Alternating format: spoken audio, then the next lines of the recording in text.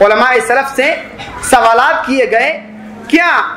صحابہ کرام عقیدے کے باب میں کیا ان کا اختلاف تھا؟ مثال کے طور پر شیخ الاسلام امام ابن تیمیہ رحمہ اللہ سے سوال کیا گیا تو اس کا جواب انہوں نے یوں دیا، وَلَمْ يَخْتَلِفُوا فِي شَيْءٍ مِّن قَوَاعِدِ الْإِسْلَامِ،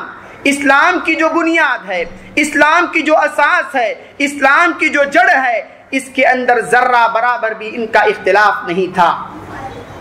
نہ عقیدے کے مسائل میں اور نہ رب العالمین کی صفات کے تعلق سے، نہ تقدیر کے معاملے میں اور نہ رب العالمین کے اسماء و صفات کے بارے میں ان کا کچھ بھی اختلاف نہیں تھا۔ یہ شیخ الاسلام امام ابن تیمیہ رحمہ اللہ نے یوں جواب دیا۔ اور اسی کے ساتھ ساتھ علامہ محمد امان الجامی رحمہ اللہ سے سوال یہی کیا گیا تو انہوں نے جواب دیا، لا يعرفون للاختلاف فی العقیدہ، عقیدے کے باب میں ان کا کوئی اختلاف نہیں،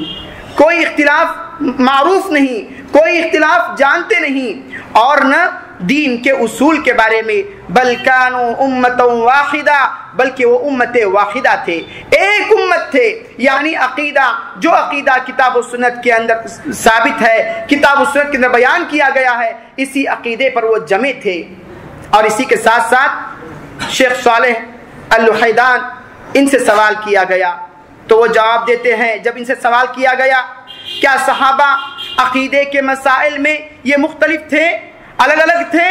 تو اس کا جواب انہوں نے یوں دیا، استغفر اللہ، شروعات انہوں نے یوں کی، استغفر اللہ۔ کیا صحابہ کے تعلق سے اس قسم کا سوال، کیا وہ عقیدے کے باب میں مختلف تھے؟ پھر آگے کہتے ہیں، هذا لا يقوله الا مبتدع ضال، اس قسم کا سوال وہی کر سکتا ہے جو بدعتی قسم کا ہو،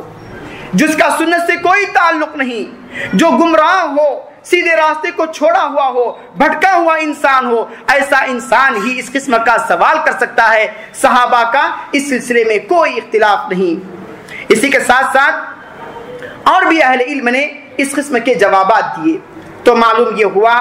عقیدے کے باب کے اندر صحابہ کا اختلاف نہیں تھا۔ جب صحابہ کا اختلاف نہیں تھا، ہم منہج سلف کے ماننے والے، منہج سلف پر چلنے والے، اور آپ کی ہماری ذمہ داری ہے کہ ہم بھی اسی طرح اپنا عقیدہ صحیح کریں، درست کریں جو عقیدہ صحابہ کا تھا، کیونکہ اللہ رب العالمین نے ارشاد فرمایا، فَإِنْ آمَنُوا بِمِثْلِ مَا آمَنْتُمْ بِهِ فَقَدِ اهْتَدَوْا، یعنی ان کے ایمان کو ترازو ایک میزان مقرر کیا گیا، ان کے ایمان کی طرح اگر تمہارا ایمان ہو، جس طرح ان کا ایمان تھا اسی طرح اگر تم بھی ایمان لے آؤ گے تو ہدایت تمہیں مل جائے گی، تم ہدایت یافتہ ہو جاؤ گے۔ تو معلوم یہ ہوا عقیدے کے باب کے اندر صحابہ کے درمیان ذرہ برابر بھی اختلاف نہیں تھا۔ جب اختلافات نہیں تو ایسی صورت میں ہمیں بھی متحد اور متفق ہونا چاہیے، اس میں ذرہ برابر بھی اختلاف نہ کریں۔